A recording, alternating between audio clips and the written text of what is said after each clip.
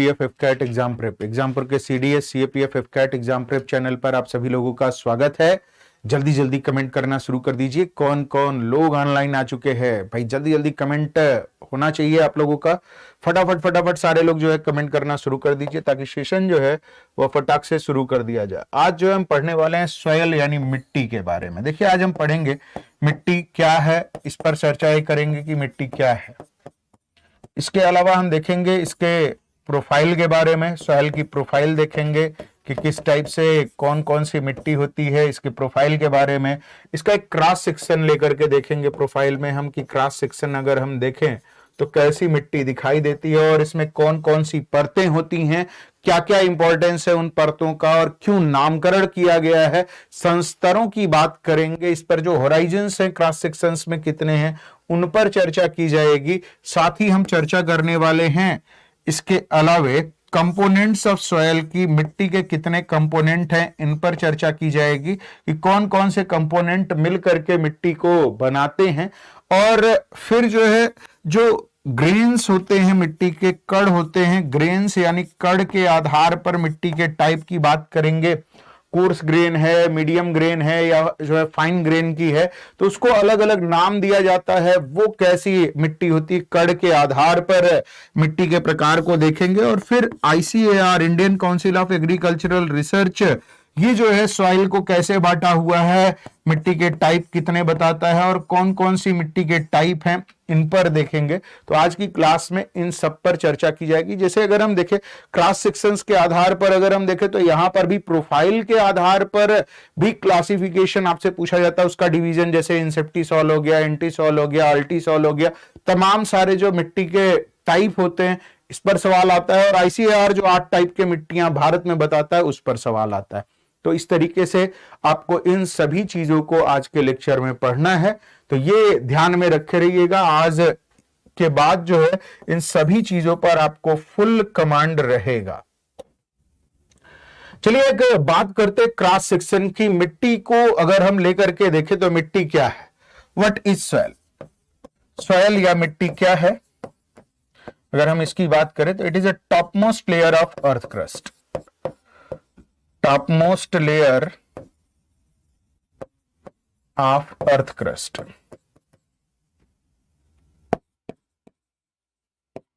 भूपर्पटी की सबसे ऊपरी परत, भूपर्पटी यानी सबसे जो अपर लेयर है उसका भी टॉप मोस्ट पार्ट, भूपर्पटी की सबसे ऊपरी परत है।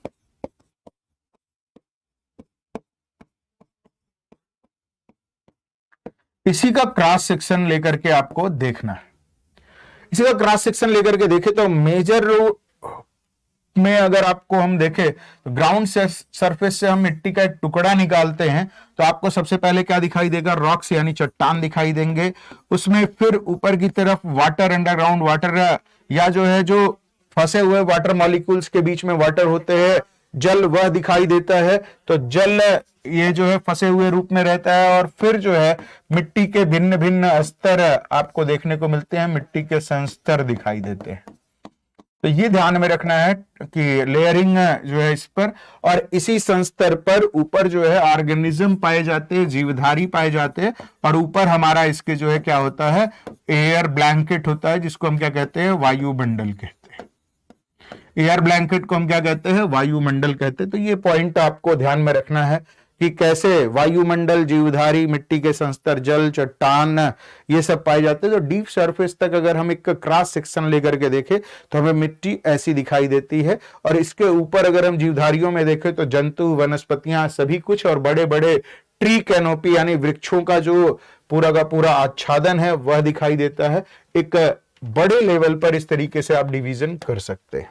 अब इसका अगर हम और ज्यादा डीप डिवीजन करें, अगर हम सॉइल प्रोफाइल का लेकर के इसका डीप डिवीजन करें तो यह अलग अलग पार्ट में बटा होता है। सबसे निचला जो स्तर होता है वो सॉलिड रॉक का होता है, ठोस चट्टानों का होता है, which is also known as parent rock, जिसे हम मातृ चट्टान भी कहते हैं। और इसमें जो मिनरल पाए जाते हैं उसी आधार पर जिस मिनरल की ये रॉक बनी होगी, जिस खनिज की ये जो है पूरी चट्टान बनी होगी, उसी खनिज से मिट्टी का निर्माण होगा, क्योंकि ये जो है पेरेंट रॉक है और इसी के वेदरिंग और इरोजन की प्रक्रिया से, अपक्षय और अपर्दन की प्रक्रिया से मिट्टी का निर्माण होता है। तो ये जो है ठोस चट्टान, इसको हम पेरेंट रॉक या मातृ चट्टान भी कहते हैं। इसके वेदरिंग या इरोजन की प्रक्रिया से, अपक्षय अपर्दन की प्रक्रिया से इसके ऊपर की लेयर बनती है और चट्टानें टूट फूट होना शुरू हो जाता है। इसमें अपक्षय अपर्दन की प्रक्रिया होती है और चट्टानों में टूट फूट होना शुरू हो जाता है। धीरे धीरे ये फाइन ग्रेन में टूटती चली जाती हैं और ज्यादा फाइन होती चली जाती हैं, यानी बहुत छोटे छोटे कणों में ये टूटती चली जाती हैं और फिर सब सॉयल या अधो स्तर बना लेती हैं, अधो स्तरीय मिट्टी का निर्माण कर लेती हैं। और सबसे ऊपर जो मिट्टी पाई जाती है उसको हम कहते हैं टॉप सॉयल या ऊपरी मिट्टी कहते हैं। अब यहां पर ध्यान दीजिएगा कि ये मिट्टी के निर्माण की जो मैं प्रक्रिया बता रहा हूं, ये मैकेनिकल फॉर्मेशन को मैं बता रहा हूं, यांत्रिक प्रक्रिया से जो मिट्टी का निर्माण हुआ है। मैकेनिकल यानी यांत्रिक प्रक्रिया से बनी हुई मिट्टी का जो तंत्र है वह यहां पर आपको दिखाया जा रहा है, यांत्रिक प्रक्रिया। इसको जो है ध्यान में रखना है कि यांत्रिक प्रक्रिया से मिट्टी के जो स्तर बन करके आ रहे हैं उस पर सवाल कैसे बनता है, यह आपको ध्यान में रख लेना है। अब इसको और डीप डिवीजन करें तो अलग अलग लेयर में बांटा गया। जैसे सबसे ऊपरी परत को हम कहते हैं ओ होराइजन, ये ऑर्गेनिक लेयर प्रधान होती है। इसमें जो है ओ होराइजन की अगर हम बात करें, ओ संस्तर की अगर हम बात करें, तो इसमें ऑर्गेनिक तत्वों की प्रधानता होती है, ह्यूमस की प्रधानता होती है और इसीलिए इसको हम क्या कहते हैं, ओ होराइजन कहते हैं, ओ संस्तर। ऑर्गेनिक या कार्बनिक पदार्थों की इसमें प्रधानता देखने को मिलती है। कहने का मतलब है कि जो भी ऑर्गेनिज्म हैं वह जब डेथ और डिके करेंगे तो उनका जो डिकम्पोजिशन होगा उसका वेस्ट के रूप में ये जो है यहां पर पाए जाते हैं, ह्यूमस के रूप में ये बचे रह जाते हैं और ऊपरी लेयर पर ये पाया जाता है। इसीलिए इसको हम कहते हैं ओ होराइजन, ओ संस्तर कहते हैं। ठीक, इसके अलावा इसके ठीक नीचे ए संस्तर पाया जाता है, जिसको हम दो पार्ट में बांटते हैं, A1 और A2। लेकिन ऐसा नहीं कि हर जगह A2 लेयर मौजूद रहे। A2 लेयर ये ऑप्शनल होती है, यानी वैकल्पिक होती है, कहीं कहीं पर मौजूद होती है, कहीं कहीं पर नहीं मौजूद होती है।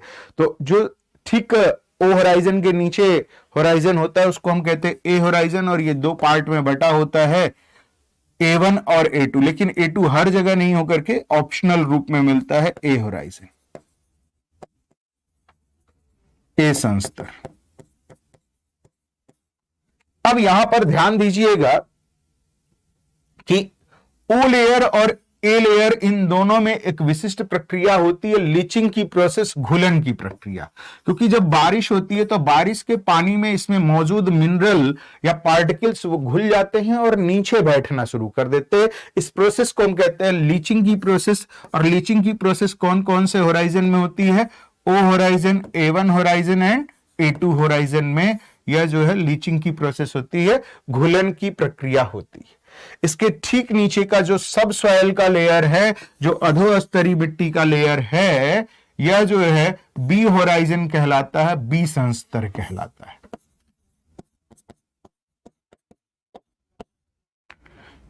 इसमें जो भी घुल करके पदार्थ ए और ओ संस्तर से नीचे की तरफ बैठते हैं वह यहां पर एक्युमुलेट होना शुरू हो जाते हैं, इसीलिए एक्युमुलेशन लेयर कहलाती है, यह जमाव की परत कहलाती है, जमाव परत या जमाव वाली मिट्टी कहलाती है। क्योंकि जो घुल करके खनिज वगैरह नीचे बैठते हैं वह बी होराइजन में आकर के बैठते चले जाते हैं।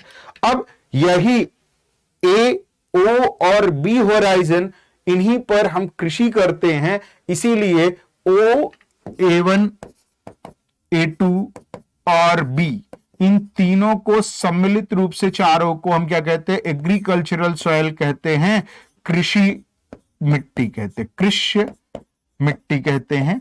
तो कृषि योग्य मिट्टी जो है कौन कौन से होराइजन को मिलकर के बनती है? O horizon, A1 horizon, A2 horizon और बी होराइजन को मिला दिया जाए, यानी टॉप सॉयल और सब सॉयल को मिला दिया जाए तो एग्रीकल्चरल सॉयल बन करके आती है, कृषि मिट्टी बन करके आती है। इसके ठीक नीचे की जो लेयर होती है वेदरिंग की लेयर होती है, इसमें वेदर्ड रॉक पाई जाती है, अपर्दित चट्टानों का समूह पाया जाता है, इसे सी होराइजन या सी संस्तर कहते हैं। इसमें अपर्दन की प्रक्रिया होती है, अपर्दन अपक्षय की प्रक्रिया होती है और ये टूटती फूटती रहती है। और इसके ठीक नीचे डी होराइजन होता है, डी संस्तर होता है, जो कि बेड रॉक या मातृ चट्टानों का संस्तर कहलाता है। बेड रॉक यानी मातृ चट्टानों का संस्तर कहलाता है। अब यहां पर आपको एक खास बात ध्यान में रखनी है कि सी होराइजन और डी होराइजन को मिला करके हम कंबाइंडली क्या कहते हैं? इंजीनियरिंग सॉयल कहते हैं, अभियांत्रिकी मिट्टी कहते हैं। इनको हम अभियांत्रिकी मिट्टी कहते हैं।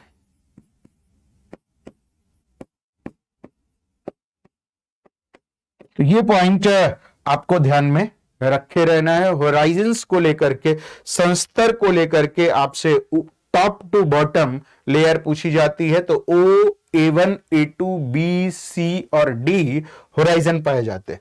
बट कभी कभी क्या होता है कि एक अलग से होराइजन आपसे पूछ लिया जाता है, दैट इज E होराइजन।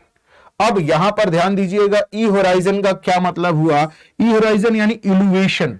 जब हम जुताई करके मिट्टी को पलट देते हैं तो निचला लेयर क्या होता है? ऊपर की तरफ चला जाता है, ऊपरी परत जो है वो नीचे की तरफ चली जाती है। तो ऐसी मिट्टी जो जुताई के बाद पलट दी जाती है वह ई होराइजन या इल्यूवेटेड मिट्टी कहलाती है, मास्टर होराइजन ई वाली मिट्टी कहलाती है। तो इसमें मिट्टी को हम क्या करते हैं? नीचे से ऊपर तक हम पलट देते, गहरी जुताई वाली मिट्टी हो जाती है। अब इनके अगर हम डेप्थ की बात करें तो 2 सेंटीमीटर, 10 सेंटीमीटर, 30 सेंटीमीटर और 48 सेंटीमीटर क्रमशः डेप्थ है।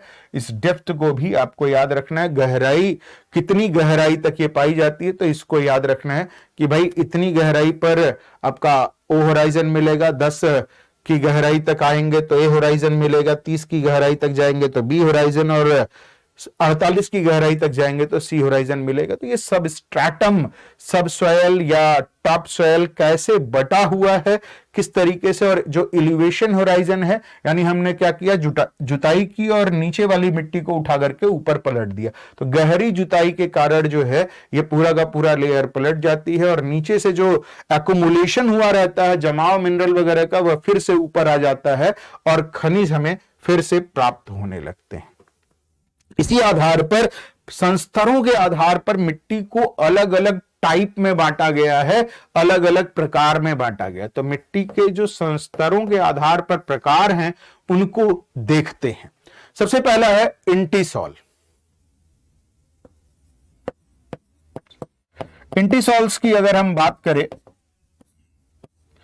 तो इसमें अगर हम देखें तो होराइजन डेवलपमेंट या तो नहीं होता है या बहुत कम होता है, यानी ऐसी मिट्टी जिसमें संस्तरों का निर्माण या तो अभी शुरू नहीं हुआ है या बहुत कम हुआ है, ऐसी मिट्टी को हम इंटीसॉल मिट्टी कहते हैं। यानी संस्तर या तो बहुत कम बने हैं या बिल्कुल नहीं, कम या नहीं बने। ठीक, उनको हम क्या कहेंगे? इंटीसॉल्स कहेंगे, इंटीसॉल्स। अगला है इंसेप्टीसॉल्स। इंसेप्टीसॉल्स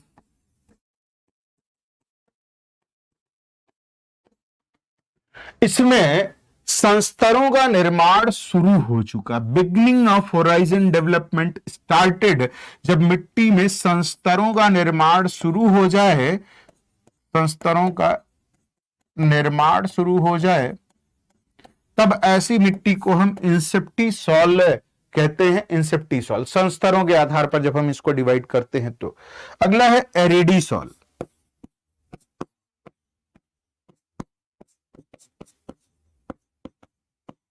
एरिडीसॉल्स की बात करें तो ये ऐसी मिट्टी है जो एरिड क्लाइमेट में पाई जाती है, यानी वह मिट्टी जो शुष्क जलवायु क्षेत्रों में प्राप्त होती है, क्षेत्रों में पाई जाने वाली मिट्टी।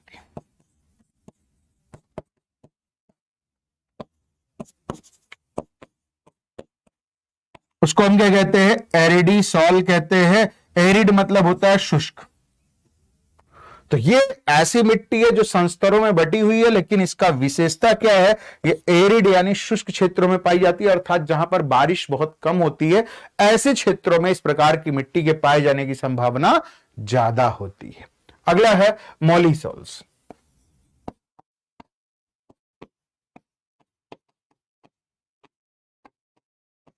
मॉलिसॉल्स एक नरम मिट्टी है और घास के मैदानों में जो मिट्टी पाई जाती है वह इस प्रकार की मिट्टी होती है। चूंकि घास की अगर हम बात करें तो इसमें अपस्थानिक प्रकार की झकड़ा जड़ें होती हैं जो मिट्टी के लेयर को, फाइन ग्रेन्यूल्स को आपस में जकड़ लेती हैं, लेकिन उसको, चट्टानों को, छोटे छोटे बड़े बड़े कंकड़ों को तोड़ करके पीस करके रख देती है, तो बहुत फाइन ग्रेन्यूल बनाती हैं और इस वजह से ये सॉफ्ट या नरम हो जाती है। और यहां पर घास बहुत बड़े पैमाने पर उग करके आती है, इसीलिए इसको हम घास के मैदान की मिट्टी भी कहते हैं। यानी अगर आपसे ये पूछा जाए घास के मैदान की मिट्टी को हम क्या कहते हैं, तो आंसर क्या हो जाएगा? मॉलिसॉल्स हो जाएगा। और ये कैसी मिट्टी है?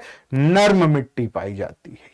क्यों? क्योंकि इसमें जो है झकड़ा जड़ें होती हैं और ये जड़ें क्या करती हैं, जो बड़े बड़े पार्टिकल्स होते हैं उनको जो है ग्राइंड कर देती हैं, पीस देती हैं फाइन पार्टिकल्स में, और ये मिट्टी जो है नरम हो जाती है।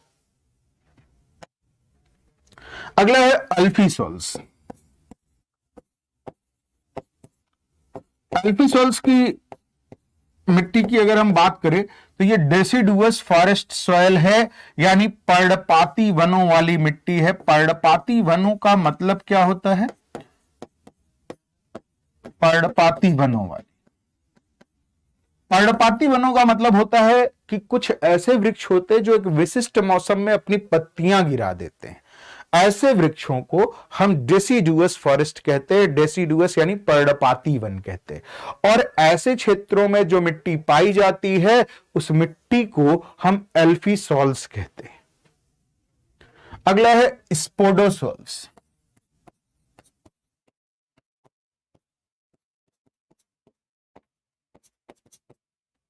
ये एसिडिक या अम्लीय मिट्टी होती है। अम्लीय मिट्टी का मतलब हो गया कि इस मिट्टी में सिलिका की मात्रा ज्यादा रहेगी।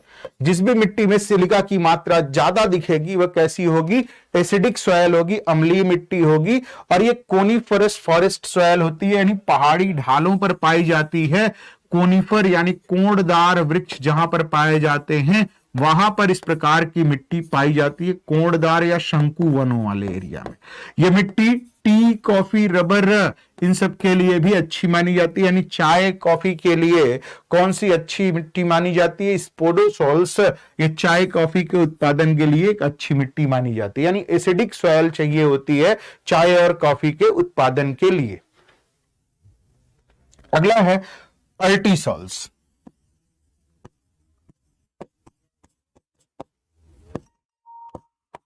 अर्टिसॉल्स की बात करें तो ये एक्सटेंसिवली वेदर्ड सॉइल्स है, बड़े पैमाने पर अपर्दित मिट्टी, यानी जहां पर बड़े पैमाने पर अपर्दन देखने को मिले, यानी ऐसी मिट्टी जो अपना पहले उपजाऊ रही हो लेकिन अपर्दन के कारण अपना उपजाऊपन धीरे धीरे खो चुकी हो, तो बड़े पैमाने पर अपर्दन वाले क्षेत्रों में पाई जाने वाली मिट्टी है ये। और ये पहले उपजाऊ रहती है लेकिन बाद में इसका उपजाऊपन धीरे धीरे कम होता चला जाता है। इसकी फर्टिलिटी क्या होती है? धीरे धीरे लॉस्ट करती चली जाती है, समाप्त होती चली जाती है। अगला है ऑक्सीसॉल्स। ऑक्सीसॉल्स ये एक्सटेंसिवली वेदर्ड है लेकिन ट्रॉपिकल सॉइल है। यानी अगर हम देखें तो जब आप बात करते, जैसे ये हमारा ग्लोब में हमारा ट्रॉपिक ऑफ कैप्रिकॉर्न और ये ट्रॉपिक ऑफ कैंसर, ये ट्रॉपिक ऑफ कैंसर कर्क वृत्त और ये हमारा ट्रॉपिक ऑफ कैप्रिकॉर्न मकर वृत्त। ट्रॉपिक ऑफ कैंसर से ट्रॉपिक ऑफ कैप्रिकॉर्न के बीच में अगर एक्सट्रीमली वेदर्ड रॉक सॉयल मिले, बड़े पैमाने पर अपर्दन की प्रक्रिया से गुजरी हुई मिट्टी कौन से वाले एरिया में मिलकर के आए, तो ट्रॉपिकल एरिया में मिलकर के आए, यानी उष्णकटिबंधीय क्षेत्रों में। उष्णकटिबंध का मतलब होता है वह कटिबंध या वह लैटिट्यूडनल एरिया जहां पर साल में एक बार सूर्य लंबवत रहता है, सीधे लॉन्गिट्यूड रहता है, ऐसे एरिया को हम ट्रॉपिकल एरिया कहते हैं। और ऐसे क्षेत्रों में अगर कोई मिट्टी मिलती है तो ऐसी मिट्टी जो कि एक्सटेंसिवली वेदर्ड रॉक होती है उसको हम क्या कहते हैं, ऑक्सीसॉल कहते हैं। बाकी एरियाज में अगर पाई जाएगी, यानी बड़े पैमाने पर अन्य क्षेत्रों में अगर अपर्दन देखने को मिलेगा तो उसको हम क्या कहेंगे, उसको हम कहेंगे अल्टीसॉल्स। अल्टीसॉल्स क्या है, ट्रॉपिक ऑफ कैंसर के बाहर और ट्रॉपिक ऑफ कैप्रिकॉर्न के बाहर मिलेगा। और जब हम बात करते हैं ऑक्सीसॉल्स की, तो ऑक्सीसॉल्स हमको कहां मिलेगा, तो ऑक्सीसॉल्स हमको मिलेगा बिटवीन ट्रॉपिक्स, यानी जो है ट्रॉपिक ऑफ कैप्रिकॉर्न से ट्रॉपिक ऑफ कैंसर के बीच में, मकर और कर्क के बीच में मिलेगा। तो ये पॉइंट आपको ध्यान में रखना है। ये जो है दोनों वेदर्ड, एक्सटेंसिवली वेदर्ड सॉइल है, लेकिन ये ट्रॉपिकल क्षेत्र में पाई जाएगी तो ऑक्सीसॉल कहेंगे, और टेम्परेट या पोलर वाले एरिया तक चलती चली जाएगी तो इसको हम अल्टीसॉल कहेंगे। ठीक है, अगला है जेली सॉल्स।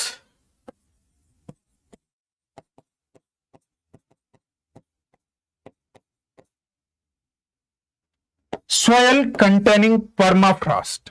परमाफ्रॉस्ट का मतलब होता है जमी हुई चट्टान, यानी ऐसी मिट्टी जो पूरी तरह से जम गई हो। कहने का मतलब है कि अति शीतित मिट्टी, इसको हम कह सकते हैं अति शीतित मिट्टी।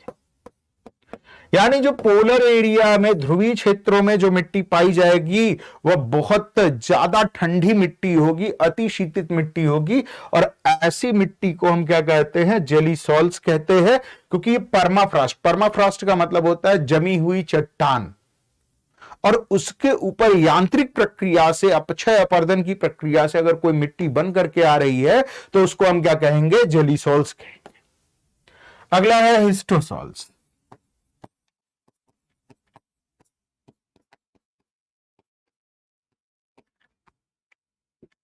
ऐसी मिट्टी जो ऑर्गेनिक मटेरियल या कार्बनिक पदार्थों से बनी हो, soil formed in organic material. कार्बनिक पदार्थों से अगर बहुतायत दिख रहा हो किसी भी मिट्टी में, अगर कार्बनिक पदार्थों की बहुतायत है तो ऐसी मिट्टी को हम हिस्टोसॉल्स कहते हैं। कार्बनिक पदार्थों की अधिकता अगर दिखाई दे तो क्या कहलाएगी, हिस्टोसॉल्स कहलाएगी। अगला है एंडीसॉल्स।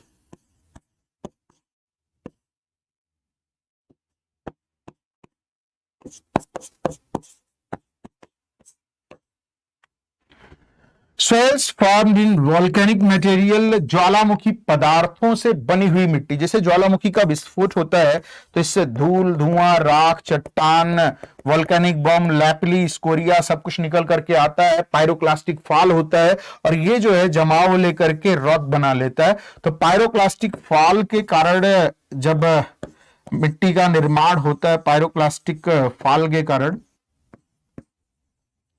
जब बड़े पैमाने पर मिट्टी जो है जमने लगती है तो ऐसे मिट्टी को हम क्या कहते हैं, एंडीसॉल्स कहते हैं। अगला है वर्टिसॉल्स।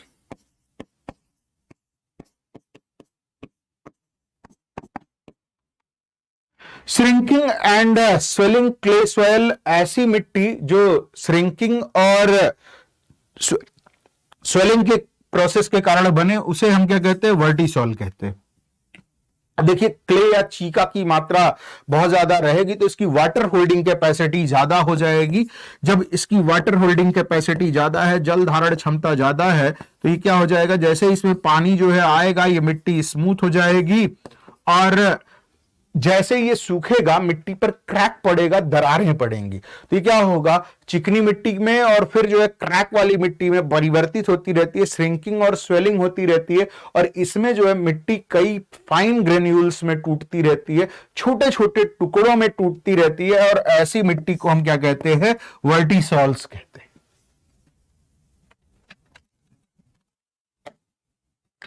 भाई अगर अभी तक आप लोगों ने एग्जामपुर का ऑफिशियल ऐप डाउनलोड नहीं किया है तो एग्जामपुर का ऑफिशियल ऐप डाउनलोड कर लीजिएगा। आप किसी भी गवर्नमेंट एग्जाम की तैयारी कर रहे हैं या आपके सभी गवर्नमेंट एग्जाम की तैयारी के लिए वन स्टॉप सोल्यूशन है। इसमें आपको जॉब अलर्ट्स के विषय में जानकारी, अनलिमिटेड क्विज और प्रैक्टिस क्वेश्चंस ढेर सारे, structured paid courses, free PDF ढेर सारा, फ्री प्रीवियस ईयर के solve question paper, all India scholarship test, ये सभी कुछ आपको मिलने वाला है। तो अगर अभी तक आपने ऐप डाउनलोड नहीं किया है तो इसको जरूर से जरूर डाउनलोड कर लीजिए। साथ ही आपको ऐप डाउनलोड करने के लिए अपने मोबाइल के प्ले स्टोर पर जाना है। वहां जाकर के आपको एग्जामपुर लिखेंगे, एग्जामपुर ऐप ओपन होकर के आ जाएगा, इसको इंस्टॉल कर लीजिएगा। जब इंस्टॉलेशन कंप्लीट हो जाएगा तो ऐसा पेज ओपन होकर के आएगा, इसको ओपन कर लीजिएगा। ओपन करेंगे तो ये पेज आपको दिखाई देगा। अगर आप नए हैं तो आपको लेट्स रजिस्टर पर जाना है। लेट्स रजिस्टर पर जैसे ही क्लिक करेंगे ये पेज ओपन होकर के आएगा। आप अपना नाम, date of birth, email ID, password, phone number, city और आई एग्री पर टिक करके रजिस्टर पर क्लिक कर देंगे, आपका रजिस्ट्रेशन कंप्लीट हो जाएगा। तो ये चीज जरूर कर लीजिएगा आप लोग अगर अभी तक आप लोगों ने डाउनलोड नहीं किया है। साथ ही भाई दिवाली चल रहा है, दिवाली का विशिष्ट ऑफर जो है एग्जामपुर के कोर्सेज पर जो है आपको दिया जा रहा है। इस दिवाली सिलेक्शन के साथ दीजिए अपने परिवार को खुशियों की सौगात एग्जामपुर के साथ। तो भाई सिलेक्शन के साथ अपने परिवार को खुशियों की सौगात दीजिए और अभी एनरोल कीजिए एग्जामपुर के कोर्सेज में और पाइए 75% का डिस्काउंट। इसके लिए आपको कोड इस्तेमाल करना है दिवाली 75, दिवाली 75, DIWALI, ध्यान दीजिएगा DIWALI, दिवाली 75 ये कोड इस्तेमाल करेंगे आप। ध्यान से फिर से समझ लीजिए, ये जो दिवाली धमाका ऑफर है ये सिर्फ और सिर्फ 27 अक्टूबर तक उपलब्ध है। और कहां उपलब्ध है? एग्जामपुर के ऑफिशियल ऐप पर उपलब्ध है। तो जल्दी से जल्दी इस धमाका ऑफर का लाभ उठा लीजिए। अब आते हैं, बात करते हैं कंपोनेंट ऑफ सॉइल की, मिट्टी के घटकों की बात। घटक, कंपोनेंट ऑफ सॉइल यानी मिट्टी के घटक की बात करते। कौन कौन से घटक मिल करके सॉइल का निर्माण करते हैं, मिट्टी का निर्माण करते हैं, इसको देख लेते हैं। ठीक है, क्योंकि घटकों पर भी सवाल आपसे इधर बीच पूछे गए हैं। अगर हम बात करें बाई वॉल्यूम यानी आयतन के आधार, बाई वॉल्यूम यानी आयतन के आधार पर इसमें 45% मिनरल होता है, 45% तक खनिज पाया जाता है। आयतन के आधार पर मिट्टी में 45% तक खनिज, 5% तक ऑर्गेनिक मटेरियल, 5% इसमें कार्बनिक पदार्थ,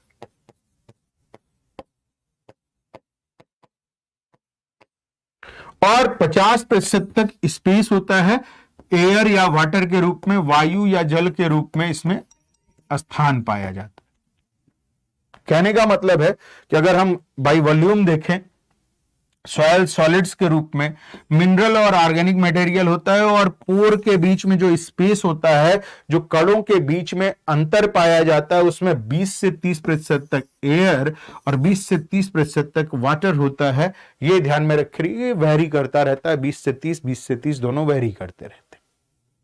ठीक, तो ये चीज जो है, ऐसा नहीं है कि ये सार्वभौम सत्य, ये जो है एक मैंने आपको मेजर कंपोनेंट की बात बताई कि जनरली ऐसा होता है एक एवरेज फॉर्मेट में, क्योंकि हर जगह पर यही फॉर्मेट मिले ऐसा नहीं है। पृथ्वी पर अलग अलग जगहों पर अलग अलग फॉर्मेट में होता है और यही कारण है कि अलग अलग टाइप की सॉइल मिलती है, अलग अलग प्रकार की मिट्टी मिलती। बट अगर हम देखें तो मेजर चंक आपको इसी तरह से दिखाई देगा, इसी तरह से बटा हुआ दिखाई देगा। अब जब हम बात करते हैं द्रव्यमान के आधार पर, बाय मास अगर हम देखें तो इसमें कौन कौन से कंपोनेंट पाए जाते हैं, द्रव्यमान के आधार पर अगर हम मिट्टी के घटकों की बात करें तो इसमें कौन कौन से घटक पाए जाते हैं देख लेते हैं। इसमें 0% एयर होती है। भाई द्रव्यमान, वायु का द्रव्यमान बहुत नेग्लिजिबल होता है, तो इसको हम नेग्लिजिबल मान करके 0 कर सकते हैं, यानी 0.00 के बाद होता है तो उसको हम नेग्लिजिबल मान सकते हैं। 18% वाटर का वेट होता है, जो द्रव्यमान जो है किसका होता है, मास जो है वह 18% वाटर का 80% मिनरल का होता है और 2% द्रव्यमान या ऑर्गेनिक मटेरियल का होता है। ये ध्यान में रखना है। यहां पर बाई वॉल्यूम अगर हम देखें तो मिनरल कितना है 45%, लेकिन बाई मास अगर हम मिनरल की बात करें तो वह 80% हो जाता है। ये आपको स्पष्टतः ध्यान में रखना है, ये गलत नहीं होना चाहिए। ये चीज स्पष्टतः ध्यान में रखे रहिएगा, क्योंकि यहां पर अक्सर जो है गलती देखने को मिल जाती है। अब आते हैं type of soil based on size of particles.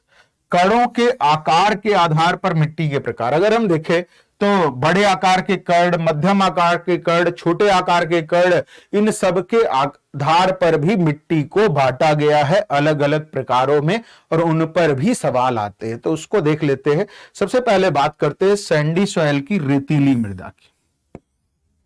Sandy soil या रेतीली मिट्टी, इसमें particles are larger in size. इसमें जो कण होते हैं आकार में बड़े बड़े होते हैं। अब बड़े बड़े आकार के कण रहेंगे तो जाहिर सी बात है कि इनके बीच में क्या होगा, आप देखिए जब बड़े बड़े आकार के कण आ जाएंगे तो ये बीच में स्पेस बहुत ज्यादा हो गया, तो आपको स्पेस बहुत ज्यादा दिखाई देगा। Then particle can not fit close together.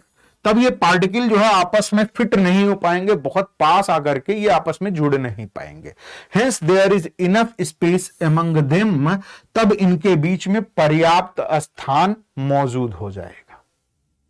अब पर्याप्त स्थान मौजूद होगा तो जाहिर सी बात है कि पानी जो है इसमें होल्ड नहीं कर पाएगा। They can't hold water properly, क्योंकि जैसे ही वाटर डालोगे इसमें से गैप है, इसमें से पानी निकल जाएगा। कहने का मतलब है it is not fit for vegetation as they it does not retain water, क्योंकि ये जल को धारण नहीं कर पाते, रोक करके नहीं रख पाते। इनकी जल धारण क्षमता सबसे कम होती है। जल धारण क्षमता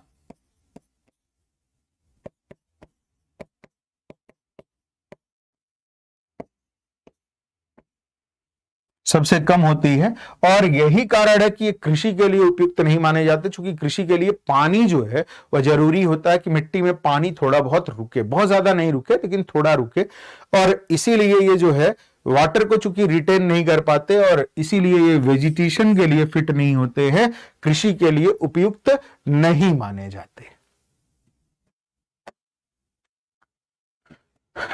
लेकिन ऐसा नहीं है कि इसमें बिल्कुल ही खेती नहीं होती है। कोर्स ग्रेन की अगर हम बात करें, मोटे अनाजों की अगर हम बात करें, कोर्स ग्रेन यानी मोटे अनाजों की अगर हम बात करें, जैसे मिलेट हो गया, बाजरा हो गया, ज्वार, बाजरा, रागी, कुल्थी, ये सभी जो मोटे अनाज हैं वह इस प्रकार की मिट्टी में उगाए जाते हैं, यानी बाजरा वगैरह रेतीली मिट्टी में उगाया जा सकता है। They occur mostly in western Rajasthan, southern Haryana, south west Punjab and north western part of Gujarat in arid to semi arid region along the east and west coast of India.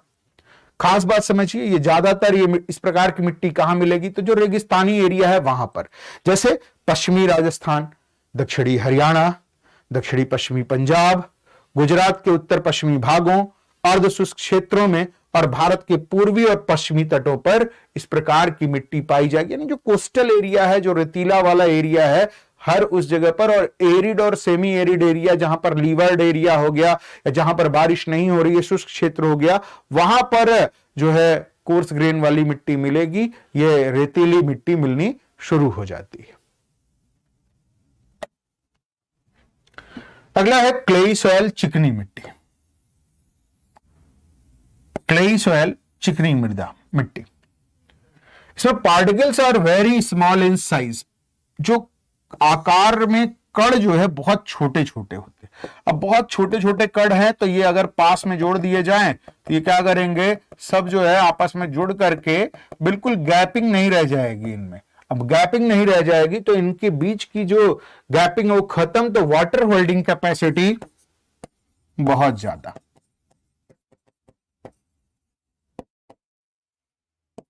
Water holding capacity क्या हो जाएगी, ज्यादा हो जाएगी,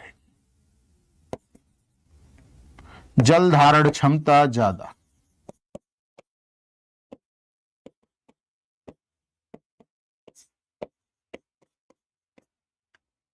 ठीक, क्योंकि इनमें अगर हम देखें तो बहुत लिटिल स्पेस होता है, बहुत कम स्पेस होता है, और यही कारण है कि पानी जो है वो बहुत तेजी से नहीं निकल पाता है। Water does not drain quickly through out clay soil because of less space among particle. अब मान लीजिए कि यही जो है, अगर आप जैसे अंजलि में आप पानी भरिए और उंगलियों के बीच में गैपिंग जो है बनाए पूरी तरह से रोक दीजिए, तो आपके पानी जो है वो रिटेन किया रहेगा, बहुत धीरे धीरे निकलेगा। और इसी के बीच में अगर आप गैपिंग कर देंगे तो क्या होगा, बहुत तेजी से पानी जो है वह निकल करके चला जाएगा। तो इसमें गैपिंग नहीं होती है, और यही कारण है कि वाटर को रिटेन कर लेती है, जल को रोक के रख लेती है। ठीक, कड़ों के बीच में चूंकि जगह नहीं होती है तो जल जो है वह बना रहता है। It is mostly found in area of Gujarat, Madhya Pradesh and Maharashtra. यह मुख्य रूप से कहां कहां मिलती है, गुजरात में, मध्य प्रदेश में और महाराष्ट्र वाले क्षेत्रों में मिलती है। इसके अतिरिक्त ये it is also found in Tamil Nadu, Andhra Pradesh and Karnataka. इसके अतिरिक्त ये कहां कहां मिलती है, आंध्र प्रदेश, तमिलनाडु और कर्नाटक जैसे राज्यों में भी ये मिट्टी पाई जाती है। तो इसको जो है आपको ध्यान में रखना है कहां कहां ये मिट्टी मिलती है। अगला है लोमी सॉइल। लोमी यानी चिकनी बलुई मिट्टी, जिसको हम दोमट मिट्टी भी बोल सकते हैं। चिकनी और बलुई का मिश्रण होता है इसमें। ठीक, यानी न तो बहुत मोटे कण हैं और न ही बहुत फाइन ग्रेन्यूल्स हैं, दोनों के बीच का कण है। तो ये ध्यान में रखना कि इन दोनों के बीच में रहता है ये कण, यानी particles are smaller than the sand and larger than clay. रेत की तुलना में ये कण जो है क्या होते हैं, बहुत छोटे होते हैं, लेकिन चिकनी मिट्टी के कणों की तुलना में क्या होते हैं, ये बड़े होते हैं। तो ये ध्यान में रखे रहिएगा, रेत की तुलना में छोटे, लेकिन चिकनी मिट्टी की तुलना में कैसे होंगे, ये बड़े होंगे। कहने का मतलब है कि जो लोमी सॉयल है या दोमट मिट्टी है, it is a mixture of Sandy soil, clay soil and silt. जो आपकी चिकनी बलुई मिट्टी है, ये रेतीली मिट्टी, चिकनी मिट्टी और सिल्ट का मिश्रण होती है। अब सिल्ट क्या है, silt is the deposition in river bed. नदियों तालाबों के तलछट में जमा होने वाला पदार्थ सिल्ट कहलाता है। नदियों में, तालाबों में, झीलों में तलछट जमा होता रहता है बहुत फाइन ग्रेन्यूल्स के रूप में, और उसका जो है लाइफ बहुत होता है। यही कारण है कि जब प्राचीन जब गांव वगैरह में घर बनाए जाते थे मिट्टी के, तो तलछट वाली मिट्टी का प्रयोग किया जाता था। तलछट वाली मिट्टी ला करके जब उससे घर बनाए जाते तो काफी समय तक टिकाऊ रहते थे। ठीक है, क्योंकि वो क्या है, मिड है, तो न तो बहुत ज्यादा ठंडा करेंगे न तो बहुत ज्यादा गर्म करेंगे, तो मिड में रहेंगे तो गर्मी में जो है ठंडा का एहसास देंगे और ठंडी में जो है गर्म का एहसास देंगे। तो काफी जो है, जो पहले घर बनाए जाते थे वो इसी तरीके से बनाए जाते थे। आजकल भी जो एक नए प्रकार का जो है गोबर में इस तरीके के फाइन ग्रेन्यूल्स को मिला करके, जिप्सम को मिला करके, गोक्रीट वगैरह, यह जो है बहुत तेजी से पॉपुलर हो रहा है, जो कि सीमेंट के विकल्प के रूप में, ब्रिक्स के विकल्प के रूप में गोक्रीट काफी तेजी से उभर रहा है। ठीक है, the soil has a right water holding capacity and is well aerated. खास बात समझिए, इस मिट्टी में पर्याप्त जल धारण क्षमता होती है, ना तो बहुत ज्यादा है ना तो कम है, यानी जितनी चाहिए होती है उतनी जल धारण क्षमता है। और इसमें वायु भी मिट्टी के कणों के बीच में पर्याप्त मात्रा में मौजूद रहती है। Therefore it is considered the best soil for the growth of plant. इसीलिए ये पौधों की ग्रोथ के लिए, पौधों के विकास के लिए सबसे अच्छी मिट्टी मानी जाती है। तो पौधों के विकास के लिए सबसे अच्छी कौन सी मिट्टी मानी जाती है, लोम मिट्टी, या इसको हम कहते हैं दोमट मिट्टी। इसी को हम कभी कभी जलोढ़ मिट्टी कह देते हैं। ठीक है, जल द्वारा की गई है, रिवर बेड में डिपॉजिट हो रही है, तो क्या कहेंगे, इसको जलोढ़ मिट्टी कहेंगे। जलोढ़, दोमट, ये सबसे अच्छी मिट्टी मानी जाती है। It is mostly found in area such as Punjab, Haryana, Uttar Pradesh and Bihar.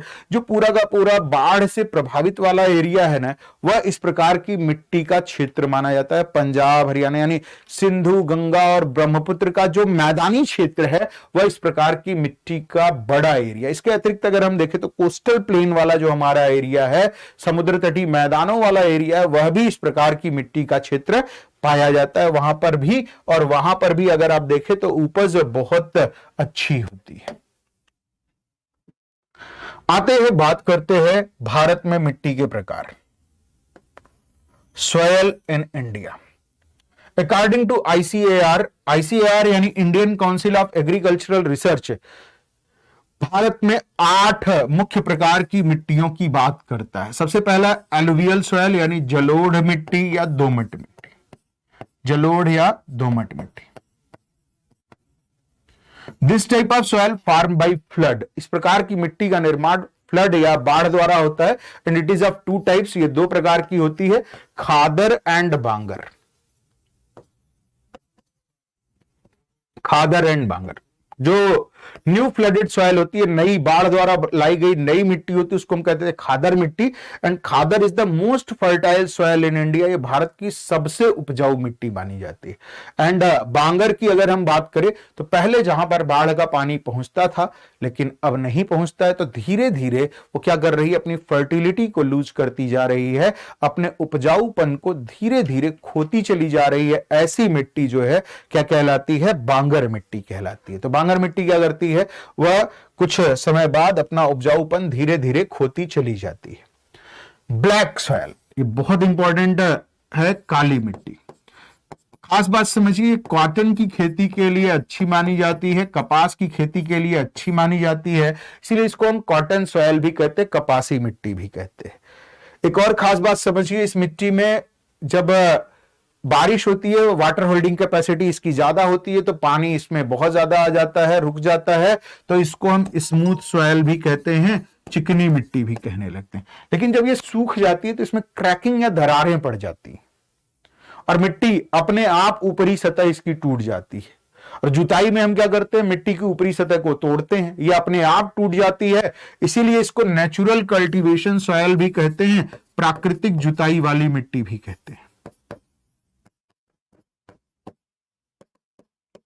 Natural cultivation soil यानी प्राकृतिक जुताई वाली मिट्टी भी इसको कहा जाता है, काली मिट्टी को। एक खास बात ध्यान में रखे रहिएगा, रसिया की सेरनोजम नामक जगह पर सबसे पहले इस प्रकार की मिट्टी का क्लासिफिकेशन किया गया था, इसलिए इसको सेरनोजम ग्रुप सॉइल भी कहा जाता है, सेरनोजम वर्ग की मिट्टी भी कहा जाता है। अगला है रेड सॉइल यानी लाल मिट्टी। इसका लाल रंग आयरन ऑक्साइड के कारण होता है। खास बात समझिए, ये मिट्टी जो है पल्सेस यानी दालों की खेती के लिए अच्छी मानी जाती है, और बुंदेलखंड के पठारों पर जो प्लेटू रीजन्स हैं वहां पर यह मिट्टी बहुतायत पाई जाती है। और यही कारण है कि मध्य प्रदेश पल्स प्रोडक्शन में, दालों के उत्पादन में मध्य प्रदेश का एक विशिष्ट स्थान है। लैटेराइट सॉइल, ये लैटिन भाषा के शब्द लैटर से बना हुआ है, जिसका मतलब होता है ब्रिक यानी ईंटें। यह मिट्टी ईंट बनाने के लिए सबसे अच्छी मिट्टी मानी जाती है। इसमें एल्यूमिनियम और आयरन की अधिकता होती है और इसीलिए ये शेप बड़ा अच्छा ग्रहण कर लेती है। एक खास बात समझिए, इस प्रकार की मिट्टी में लीचिंग की प्रोसेस खूब होती है। लीचिंग यानी घुलन की प्रक्रिया, घुल करके जो खनिज पदार्थ है वो नीचे बैठते रहते हैं, ये प्रोसेस इसमें बहुत ज्यादा होती है, तो ये ध्यान में रखे रहिएगा। और ये कैश क्रॉप यानी टी, कॉफी, रबर, नारियल, स्पाइसेस, इन सब की खेती के लिए अच्छी मानी जाती है। चाय, कॉफी, रबर, नारियल, मसाले, इन सब की खेती के लिए यह मिट्टी काफी अच्छी मानी जाती है। अगला डेजर्ट सॉइल, मरुस्थली मिट्टी।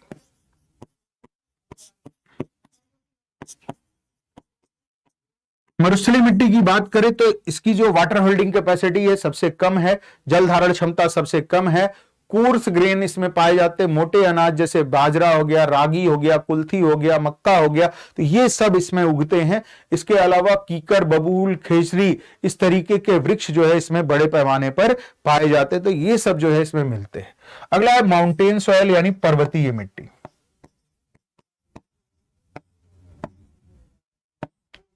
भारत में ऊंचाई वाले स्थानों पर जो मिट्टी पाई जाती है इसको हम क्या कहते हैं, पर्वतीय मिट्टी कहते हैं, जो कि अलग अलग प्रकार की होती है, लेकिन माउंटेन वाले एरिया में पाई जाती है। इसमें सभी प्रकार की मिट्टियों का मिश्रण होता है, ठीक है। वहां पर जिस प्रकार की पैरेंट रॉक मिलेगी उसी प्रकार की जो है यहां पर मिट्टी पाई जाएगी। तो ये ध्यान में रखिएगा कि पैरेंट रॉक के आधार पर पर्वतीय मिट्टी का टाइप तय होता है।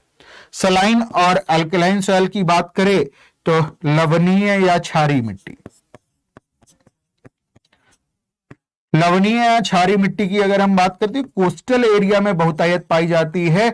यहां पर क्या होता है कि ऐसी मिट्टी में जो प्लांट्स वगैरह होते हैं, जो क्रॉप्स होते हैं, उनमें एक विशिष्ट प्रकार का जड़ डेवलप होता है जिसको हम श्वसन जड़ें कहते हैं, न्यूमेटोफोर्स कहते हैं।